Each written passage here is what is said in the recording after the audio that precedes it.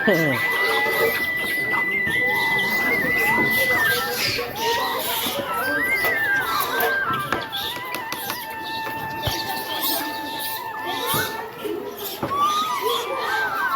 देखा इधर की बांदर कितना भूखा रहते।